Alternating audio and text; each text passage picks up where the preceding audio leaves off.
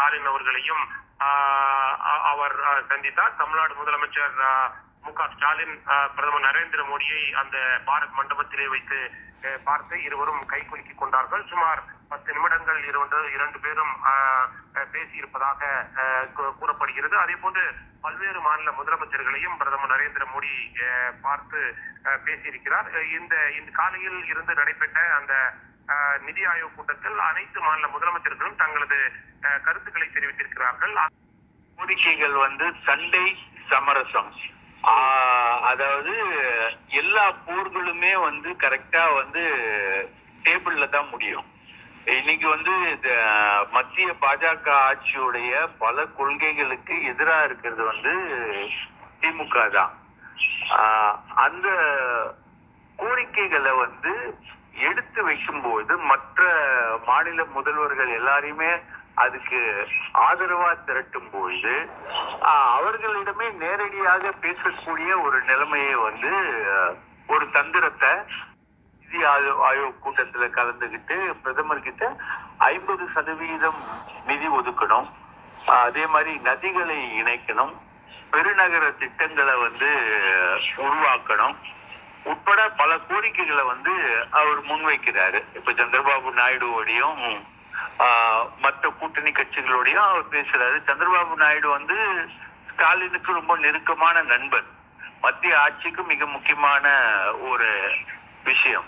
அவரு உரையை ஆற்றியிருக்கிறார். அந்த உரையினுடைய தகவல்கள் தற்போது கிடைத்திருக்கிறது. அவர் பேசும்போது கடந்த சில நாட்களுக்கு முன்பு எல்லையில் நிலவிய பதட்டமான சூழ்நிலையில் நமது ராணுவ வீரர்களுக்கு ஆதரவாக பேரணி நடத்தி நாட்டினுடைய ஒற்றுமையை வெளிப்படுத்திய நாட்டினுடைய சார்பாக இந்த நிதி ஆயோக்கின் நிர்வாக குழு கூட்டத்தில் கருத்துக்களை பகிர்ந்து கொள்வதில் தனக்கு மிகுந்த மகிழ்ச்சி என்று தெரிவித்திருக்கிறார். இதற்கு முக்கிய காரணம் கடந்த மாதம் 22ஆம் தேதி பெஹல்காமில் நடைபெற்ற தீவிரவாதிகள் துப்பாக்கி சூட்டில் 26 பேர் கொல்லப்பட்டார்கள். அதைத் தொடர்ந்து இந்திய ராணுவ வீரர்கள் பாகிஸ்தானில் உள்ள தீவிரவாதிகள் முகாம்களை அளித்தார்கள்.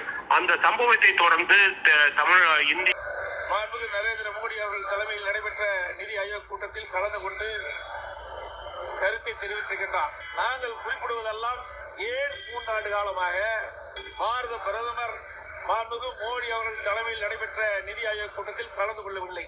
அந்த 3 ஆண்டு காலம் நிதி ஆயோக் கூட்டத்தில் கலந்து கொண்டிருந்தால் தமிழ்நாட்டிற்கு தேவையான நிதியை பெற்றிருக்கலாம், உரிய திட்டங்களுக்கு அனுமதி கிடைத்திருக்கலாம், மாநில நலந்த அந்த பிரச்சனையை நிதி ஆயோக் கூட்டத்திலே தெரிவித்திருக்கலாம். ஆனால் மக்கள் மீது அக்கறை இல்லாத ஒரு முதலமைச்சர் என்பது இதில் தெரிய வருகிறது. இப்பொழுது தமிழகத்திலே ஸ்டாலின் மாடல் ஆட்சியிலே பல்வேறு துறைகளில் ஊழல் நடைபெற்றுகின்றன. இன்றைக்கு அமலாக்கத்துறை, டாஸ்மாக் அந்த நிறுவனத்திலே பல்வேறு மட்டத்திலே ஊழல் நடைபெற்று ரெய்டு நடைபெற்று விசாரணை நடைபெற்றுக் கொண்டிருக்கின்றது. ஆகையால் பயந்து இன்றைய தினம் டெல்லியிலே நடைபெற்ற நிதி ஆயோக் கூட்டத்தில் கலந்து கொண்டுள்ளார் என்றுதான் கருத வேண்டியிருக்கின்றது. உண்மையிலேயே மக்கள் மீது மக்களுடைய பிரச்சனையை ஈர்க்க வேண்டும் என்று முதலமைச்சர் கருதி இருந்தால் கடந்த 3 ஆண்டு காலமாக எதற்கு நிதி ஆயோக் கூட்டத்தை புறக்கணித்தார்? நமக்கு வந்தது அப்பெல்லாம் பேசி நீங்க சரி செஞ்சிருக்கலாம்.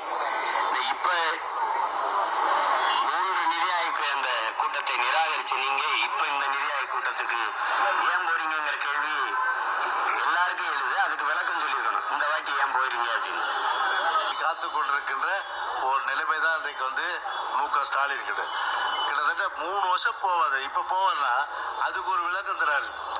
அது நிதி ஆயோக் கூட்டத்தில் நாங்கள் போய் பேசுவோம். ஏன் நான் 4 வருஷம் போல நீங்க அப்போ